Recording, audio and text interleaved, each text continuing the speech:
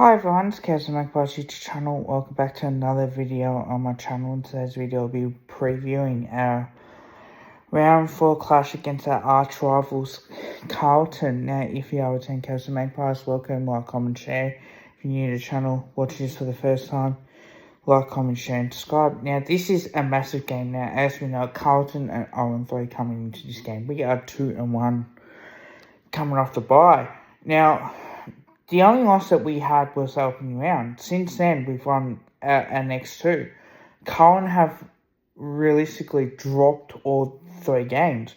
And when you look at it, and this is where the statistics really do fall away. And it's not really a surprise at all, considering on what you can do. But when you look at the first half, the first half, they kicked 7 goals 8.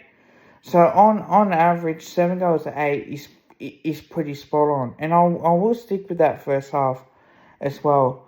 Against the Hawks, they kicked 5 goals 5. So that's what, realistically, 15 goals already. 15 goals 13. If you want to talk about that. And then in this first half, 15 goals 5. So again, or 7 goals 5, I should say. So that's like 22 goals already. And if you add the points as well, it doesn't add up. So you got obviously 8 behinds, and then in the first half you got 5. So that's what we know, 13. And obviously against the Bulldogs, they had 5 behind. So that's what, 20 behind. So 24 goals, 20 behind. But when you look at the second half, and again, this is a really bad concern. They concede 16 goals. Now, they concede, 7 goals 3 against the Tigers in second half. And they only scored 2 goals 7. So that's telling you something against the Tigers, is that they only play well for a half. And in the second half, in the round 2 game, they only kick 4 goals 8. And then the opposition really is 7 goals 3. So that is a worrying concern. And even last night's game, when we look at it, they kick 4 goals 4, and yet they still concede 8 goals 6. So it's like 24 goals. And you got to look at it and think, what is it? Is it a fitness thing? Is it, can I run out games? The game plan is not basically for core performance. It's not. It's not sustainable. It's not successful one at all.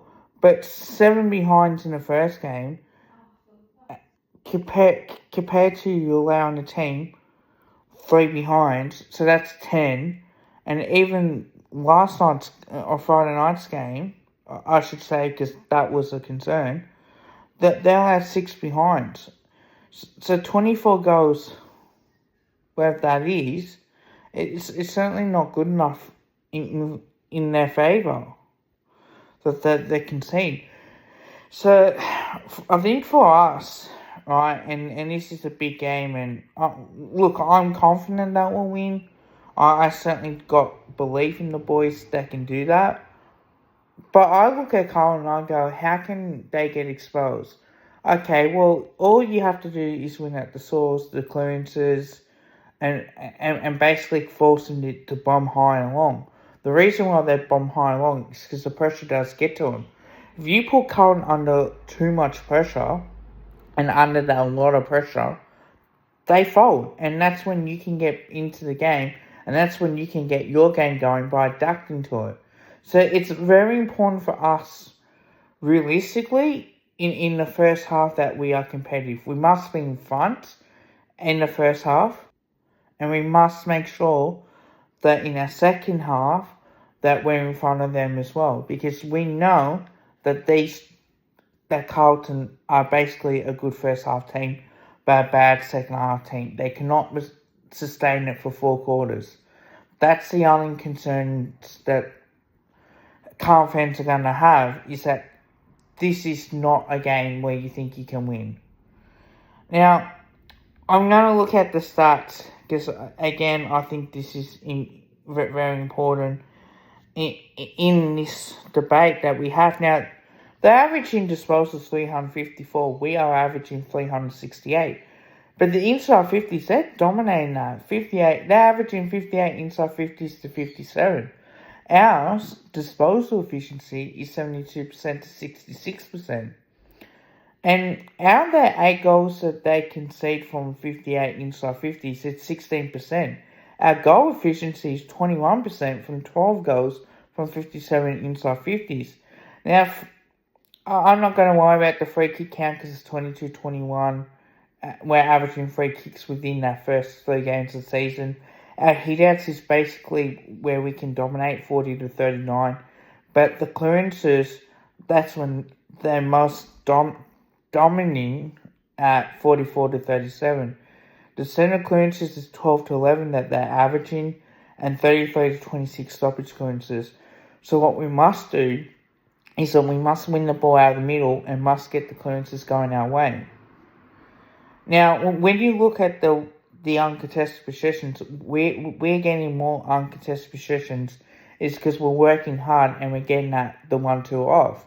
So if you see Houston getting the ball from Quainer, you know that that's an uncontested possession and he can run and carry as much as we possibly can. We're getting 221 compared to the Blues 197. Contested possessions, they're averaging 149 to 136. Again, turnovers, they are the turnovers king with 70 turnovers to 62. Our intercepts is 67 and for them is 72. So if we can keep them under 80 marks and we have more than 80 marks, I think that we can definitely win the game. And we're averaging 85 and they are averaging 79. Marks inside 50 is our favour as well, 13 to 9, and contested marks, 11 to 10. Now, while they're averaging more tackles than us, and again, it definitely does show a little bit, like in the Portland game, we didn't have to do too much. I thought the Western Bulldogs game as well, that our tackling pressure could be a lot better. But they are averaging 77 tackles to 57, and then 15 12 tackles in the 450 as well. But the only one that we are really going to dominate them is really win the footy out of the middle, getting our first half goals going our way, and also making sure that we lower our eyes when we go forward. Now, I think for me, and I know there's a fair few Collingwood supporters, alright, so if Mycheck plays this week, which there could be a chance, so he's had that week off, one thing that we'll see is if we do have Cox, he could be our second ruckman. Now, if Cox is out, McStay will take over as second ruckman. But what we need to do if we have Cox, McStay, Mycheck, and also Membry in our forward line, is that we need Darcy Cameron to dominate the ruck work, and he is in fine form at the moment.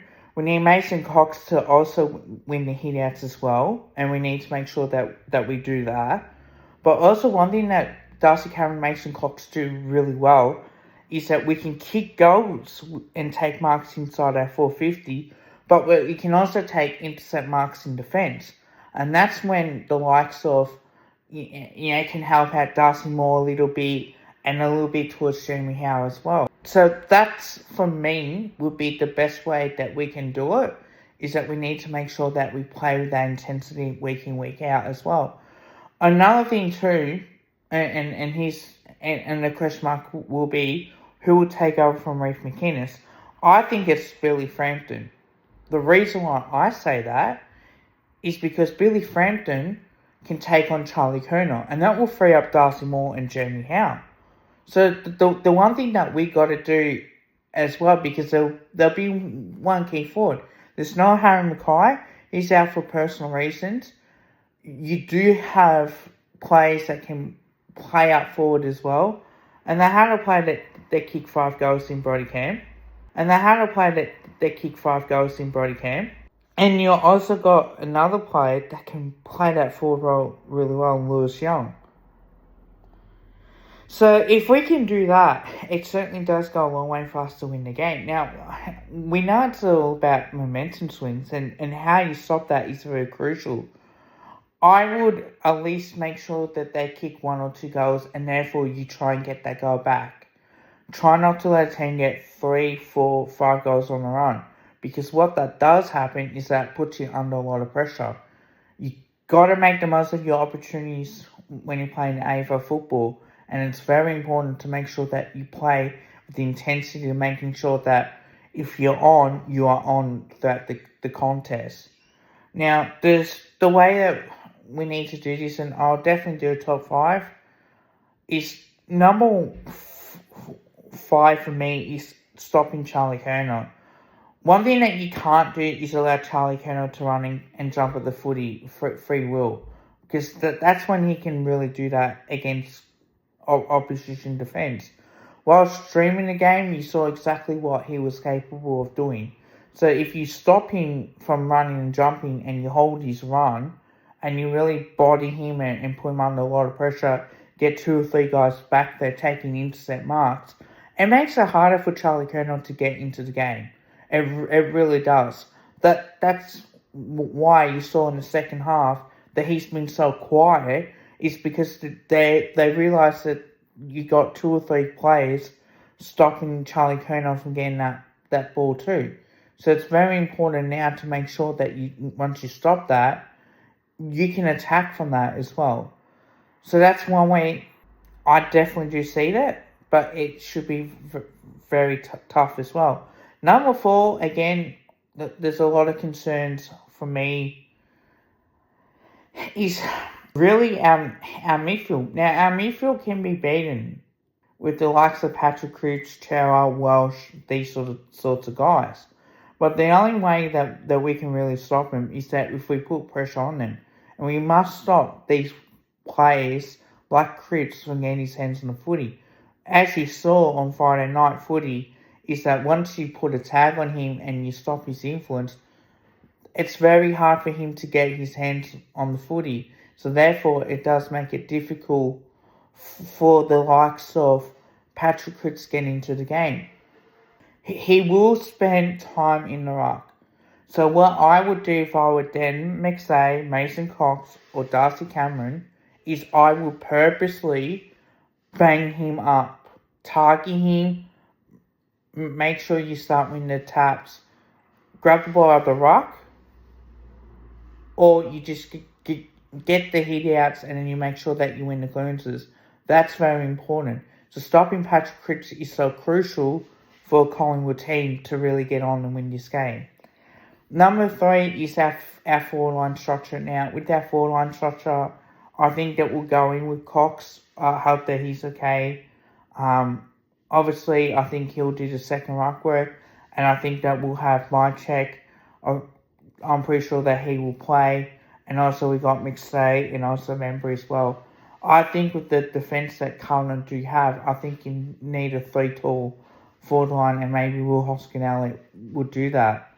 But you got to make sure that when you play AFL footy, is that you lower your eyes when you go forward. You got to stop guys like Jacob Wiedering from getting the footy as well and taking intercept marks.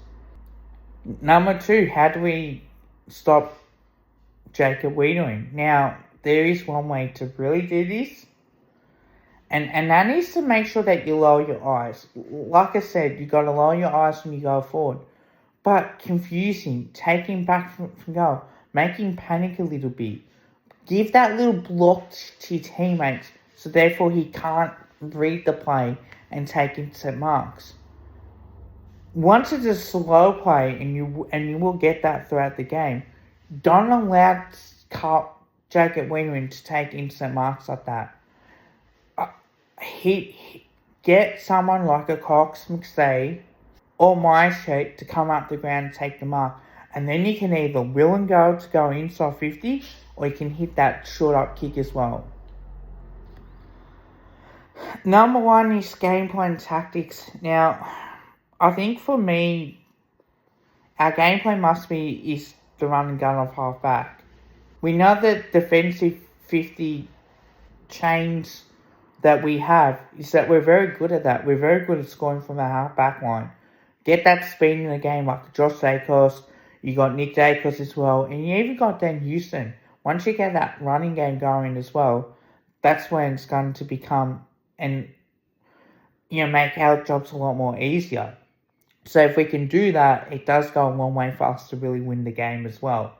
And make sure that we can score from our defensive transition to our game plan.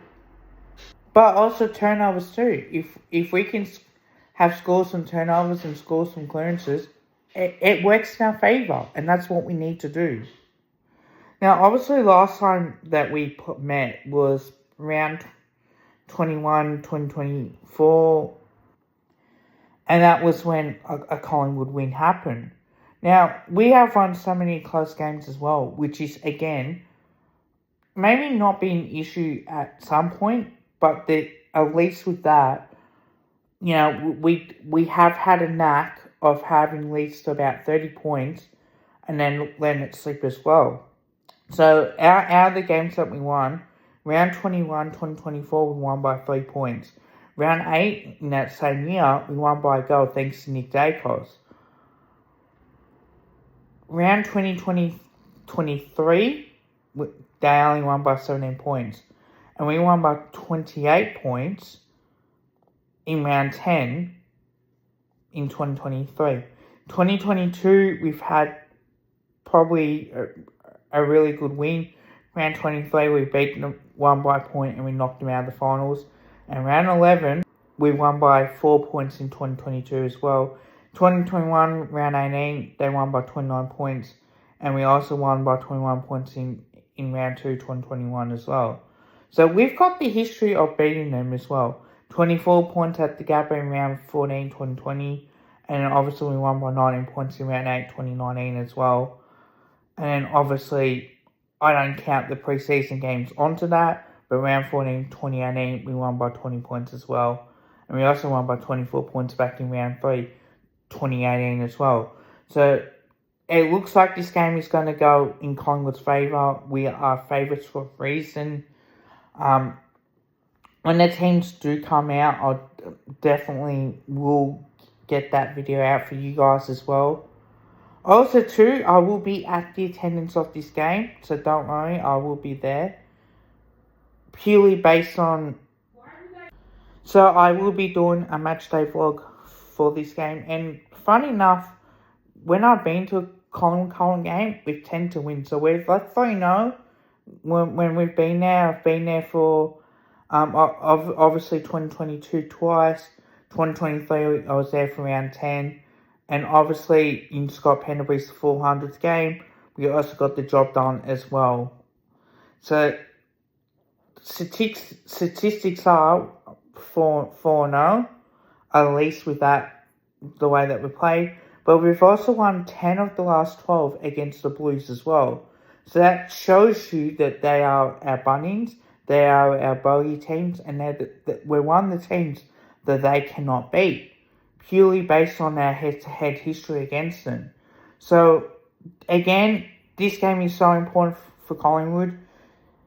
Considering we are 2-1, we win, we go 3-1. Now, we are coming off a bye, so naturally we'll be fresh. Carlton coming off a 6-day break, and after narrowly losing to the Dogs by 8 points, and again, they've had a few tough games as well, they can't run out 4 quarters as well. So, funny enough, I will not be surprised if we win by a kick. I will not be surprised if we win by more than a kick. My tips for this game, I'm going to say Collingwood by 9 points. Obviously, I will do my predictions when the teams come out. I know this is very early, but the game is on a Thursday night. So it's going to be fun heading towards the G on Thursday night, especially when it's a big rivalry, Collingwood versus Carlton. Doesn't matter where these teams are on the ladder, you know that it's going to be a ripping contest.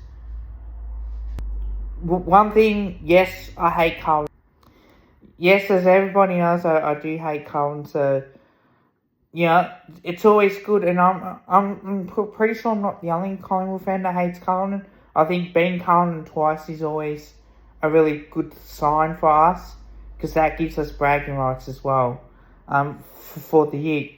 Now, I know that we play each other twice. Now, I think it's round 17 we play Carlton, and this time it's an away game for us.